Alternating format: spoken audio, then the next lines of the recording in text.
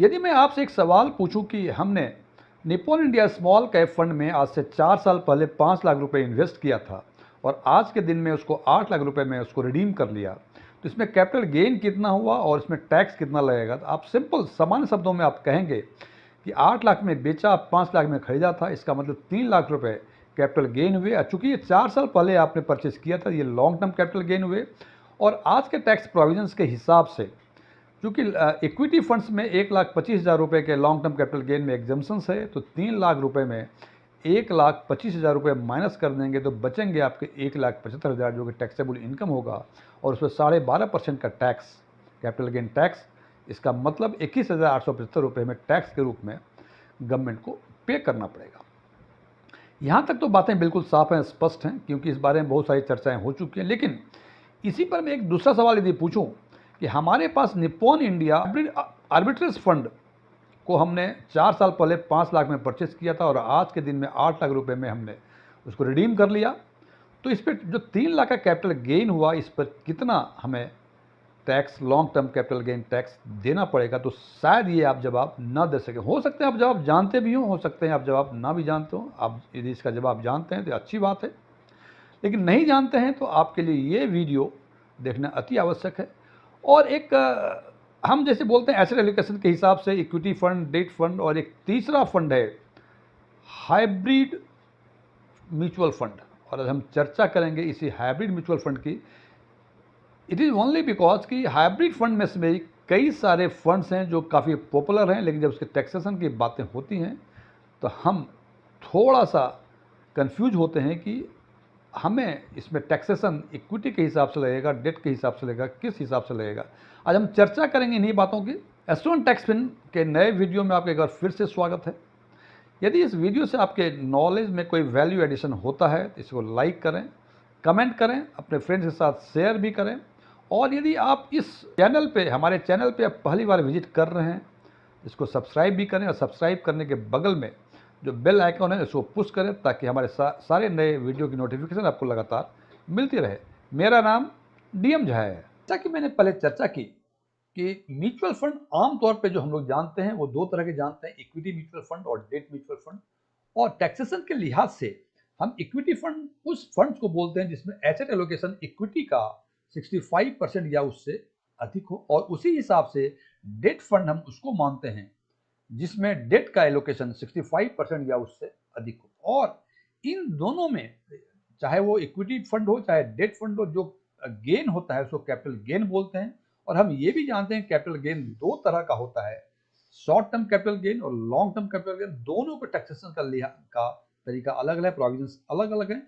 Equity के case में यदि 12 महीने के अंदर आपने यूनिट्स को रिडीम कर लिया तो जो गेन होगा वो शॉर्ट टर्म कैपिटल गेन होगा। वही यदि डेट फंड है और आपने 24 महीने के अंदर यदि आपने उसको रिडीम कर लिया तो उसमें जो गेन होगा वो शॉर्ट टर्म कैपिटल गेन होगा। इसका मतलब इक्विटी के केस में 12 महीने के बाद और डेट के केस में 24 महीने के बाद यदि रिडीम करते हैं तो जो भी गेन होगा वो लॉन्ग टर्म कैपिटल गेन होगा।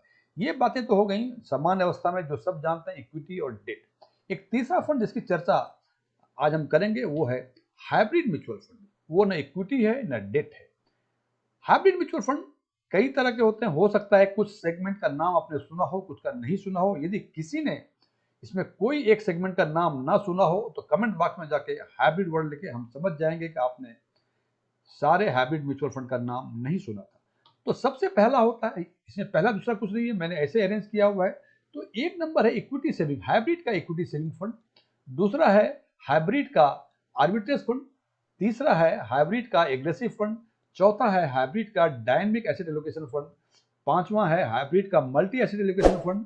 छठा है हाइब्रिड का बैलेंस फंड। और सातवां है हाइब्रिड का कंजर्वेटिव फंड।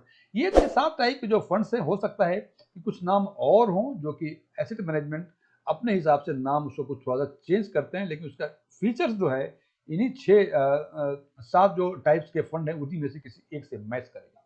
इसमें देखें हाइब्रिड इक्विटी फंड और हाइब्रिड आर्बिट्रेज फंड और हाइब्रिड एग्रेसिव फंड, ये 3 फंड जो हैं इसमें जो एसेट का एलोकेशन है मैंडेटरी है वो 65% से अधिक का मेंटेन करना जरूरी है। इसलिए इन तीनों फंड का टैक्सेशन इक्विटी के हिसाब से होगा।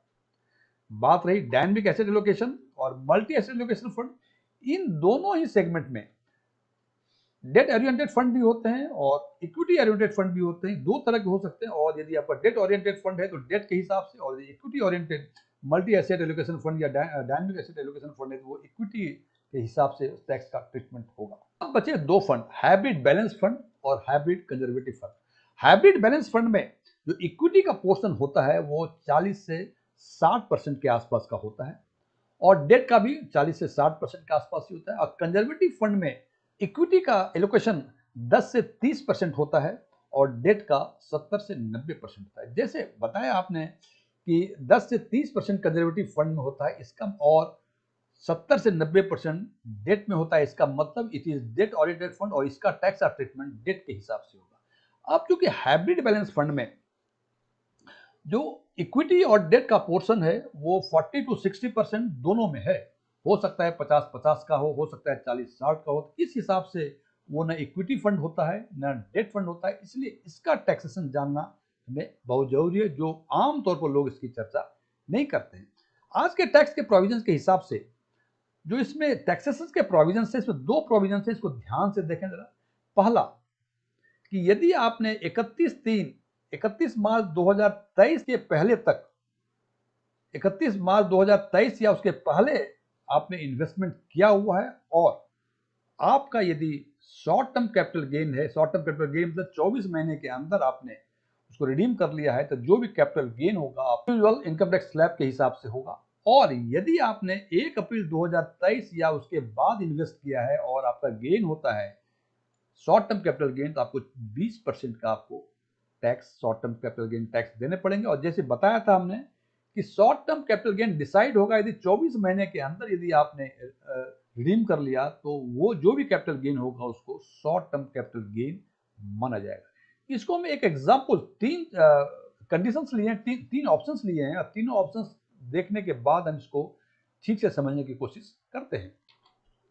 पहला ऑप्शन कि हमने 10 अक्टूबर 2022 को 5 लाख रुपए बैलेंस हैबिट फंड में इन्वेस्ट किए और 1/11/24 को हमने इसको रिडीम किया 6,50,000 रुपए में से। तो इसके मतलब कि हमें जो कैपिटल गेन हुआ वो 1,50,000 का हुआ, और चूंकि ये 24 महीने से अधिक का होल्डिंग पीरियड था, इसलिए 1,50,000 जो है वो लॉन्ग टर्म कैपिटल गेन होंगे।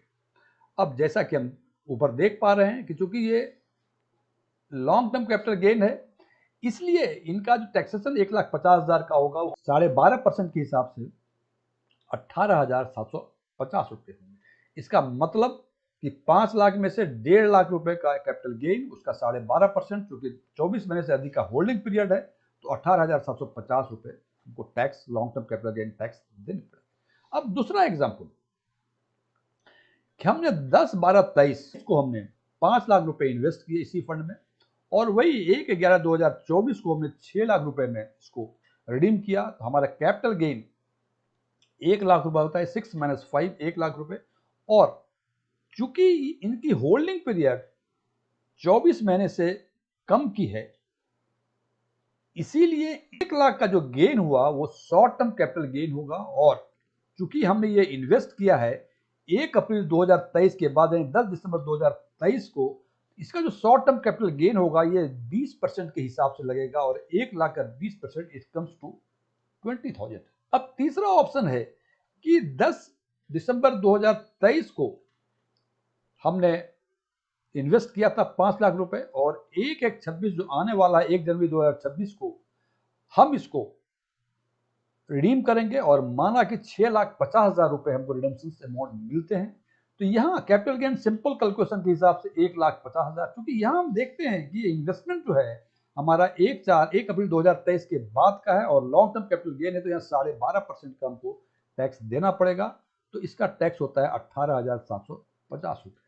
जनाब ये तो सिंपल कैलकुलेशन है कैलकुलेट करने का। अब यदि इसको कंपेयर करें तो सबसे पहले ऑप्शन में देखा हमने, हमें कैपिटल गेन हुए 1,50,000 रुपए और हमने टैक्स दिया 18,750 रुपये।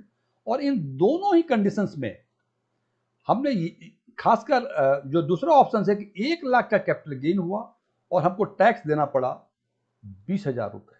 तो जनाब ये तुमने सिंपल एग्जाम्पल लिया है कि 1,50,000 का कैपिटल गेन, टैक्स 18,750 रुपये, और 1 लाख का कैपिटल गेन, टैक्स 20,000 रुपये। इन दोनों को यदि कंपेयर करते हैं तो हमें यह सोचने पे मजबूर होना पड़ेगा कि जो भी टैक्सेशन में राहत दी गई है वो आफत है या राहत है। Thank you.